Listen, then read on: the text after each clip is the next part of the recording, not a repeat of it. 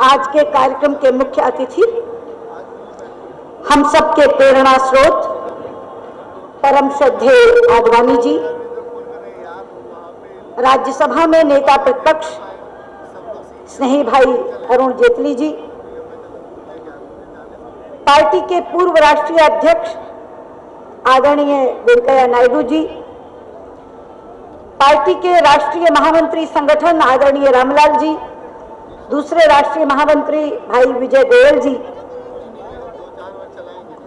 दिल्ली भाजपा के प्रदेशाध्यक्ष भाई विजेंद्र गुप्ता जी, पार्टी की दोनों राष्ट्रीय सचिव बहन वाणी त्रिपाठी जी, बहन आरती मेहरा जी, दिल्ली की महापौर बहन रजनी अब्बी जी, नेता सदन भाई सुभाष आर्य जी, स्टैंडिंग कमेटी के चेयरमैन भाई योगेंद्र चंदोलिया जी, भाई रामेश्वर चौरसिया जी और दिल्ली विधानसभा में नेता प्रतिपक्ष की भूमिका निभा रहे मेरे समकक्षी जिन्हें कहती हूं आदरणीय भाई विजय कुमार मल्होत्रा जी, मंच पर आसीन पार्टी के अन्य वरिष्ठ साथीगण और इस कार्यकर्ता महाकुंभ में उपस्थित मेरे बहुत ही स्नेही कार्यकर्ता साथियों, सबसे पहले तो मैं आदरणीय वेंकैया नायडू जी के प्रति धन्यवाद करना चाहूंगी, जिन्होंने ये कार्यकर्ता महाकुंभ आयोजित करवाया है। और फिर बधाई देना चाहूंगी प्रदेशाध्यक्ष भाई विजेंद्र गुप्ता जी और सभी जिलाध्यक्षों को, जिन्होंने बहुत सफलता से इसको आयोजित किया है। मित्रों, आज रात दिल्ली के कांग्रेसी नेताओं को नींद नहीं आएगी, क्योंकि इससे पहले ये रामलीला मैदान जनसभाओं में तो भरा है, लेकिन शुद्ध में भी दिल्ली के भाजपा कार्यकर्ताओं का जनसैलाब जो आज रामलीला मैदान में उमड़ा है, वो कांग्रेसी कार्यकर्ताओं की नींद हराम कर देगा। ये वो सैनिक हैं जो आने वाले निगम के चुनाव में मोर्चा संभालेंगे। मित्रों, चुनाव सिर पर है और मुझे बहुत ही खुशी है कि आज हमने इस चुनाव का शंखनाद इतने बड़े इस महाकुंभ से किया है। लेकिन मैं दो बातें आज अपने कार्यकर्ताओं से कहना चाहती हूं कि चुनाव जीतने के लिए दो चीजें जरूरी होती हैं, वातावरण पक्ष में हो और चुनाव प्रबंधन अच्छा हो। वातावरण पक्ष में है और इस पक्ष वाले वातावरण की हवा भी आप लोगों ने बना दी है। पिछले 2 वर्षों में एक भी मुद्दा आपने ऐसा नहीं छोड़ा जिस पर आपने धरना प्रदर्शन ना किया हो। हर दिन जंतर मंतर पर भारतीय जनता पार्टी का कार्यकर्ता होता था और किसी भी विषय को छोड़ता नहीं था। और उसकी पराकाष्ठा हुई जब 272 के 272 मंडलों में दिल्ली के प्रदेशाध्यक्ष श्री विजेंद्र गुप्ता जी ने भारतीय जनता पार्टी की जनसंघर्ष यात्रा निकाली, पूरी दिल्ली को मथ के रख दिया है। तो हवा तो बन गई, वातावरण पक्ष में है, पक्ष की हवा भी तैयार हो गई है। लेकिन अब दूसरी चीज का समय आ गया और वो है अच्छा चुनाव प्रबंधन। और वो चुनाव प्रबंधन उसी चीज की ओर इशारा करता है जो रामलाल जी ने कहा था कि बूथ जीता तो चुनाव जीता। मित्रों, मुझसे बड़ा भुक्तभोगी इसका कोई नहीं है। जिस समय 1999 में आडवाणी जी और अटल जी ने रात को 2:30 बजे मुझे बल्लारी भेजा था चुनाव लड़ने के लिए, तो 14 दिनों में हवा तो मैंने बहुत बना दी थी।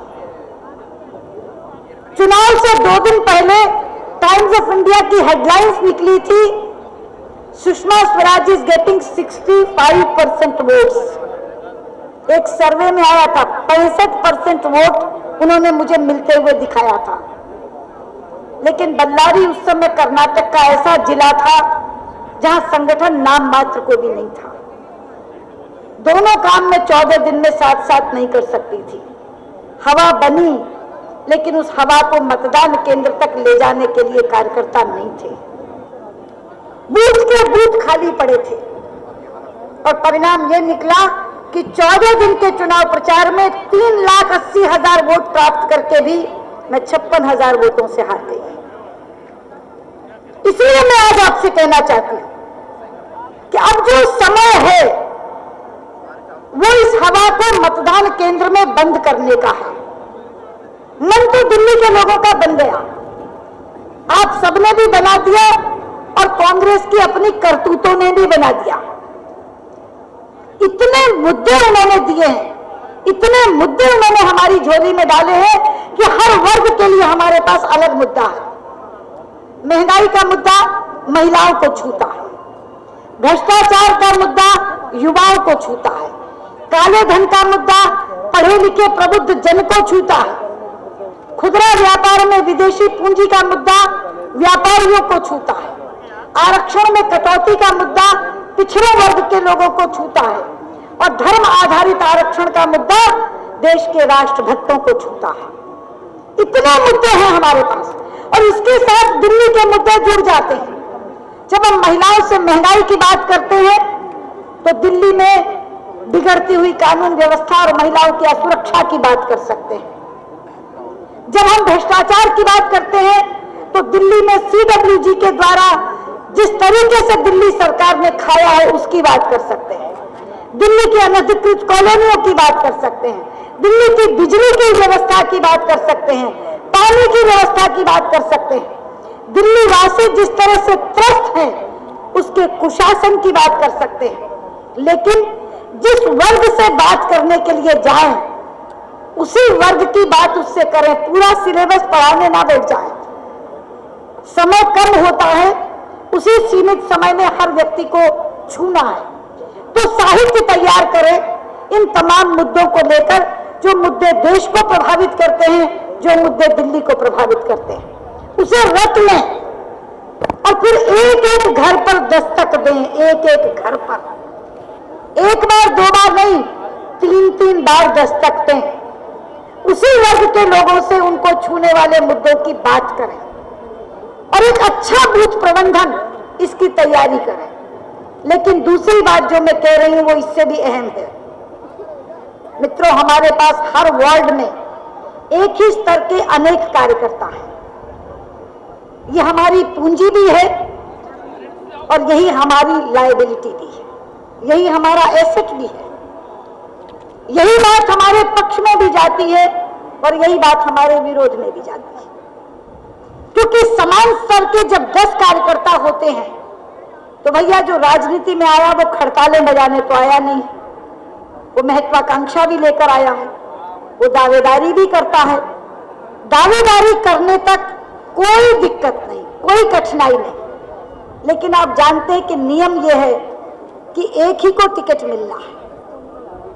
अब जिस कार्यकर्ता को टिकट मिलना है इसका मतलब ये नहीं कि बाकी के समान स्तर के कार्यकर्ताओं को हमने नकार दिया है या उनके महत्व को हमने कम करके आंका है।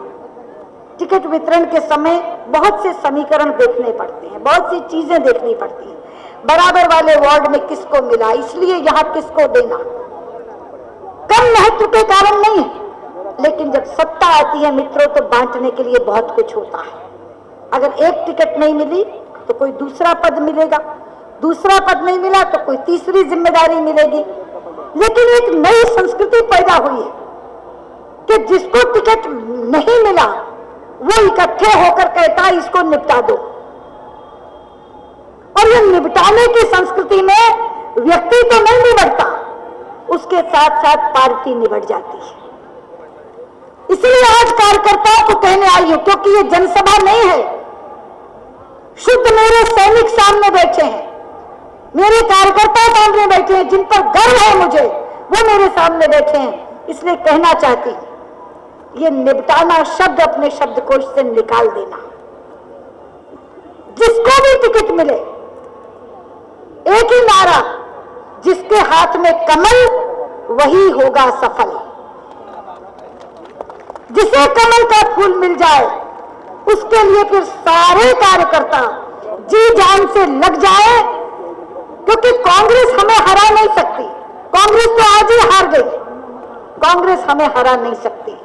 लेकिन हम अपने आप को हराने के लिए खड़े ना हो जाएं। इसलिए मेरा आपसे विनम्र निवेदन है मित्रों कि ये जो कार्यकर्ताओं की पूंजी आज खड़ी है, ये पोटली में पूंजी बनकर ही रहे, ये लायबिलिटी ना बन जाए।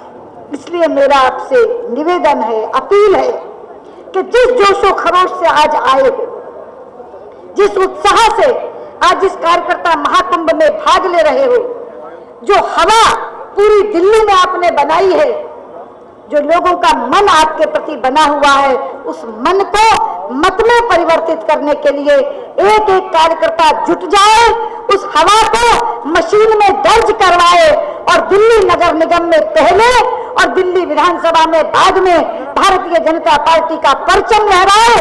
हम एक संकल्प भी आज आपको देने वाले हैं, लेकिन वो संकल्प केवल शब्दों तक सीमित ना रह जाए, उसका गहन अर्थ हम जिंदगी के अंदर उतार के अपने आचरण में वो संकल्प लेकर के आए। यही मुझे आपसे निवेदन करना है और उस जीत का इंतजार करना है। अभी अरुण जी कह रहे थे कि 6 मार्च को रिजल्ट आएंगे। मित्रों, ईश्वर ने चाहा तो उत्तराखंड और पंजाब में हम दोबारा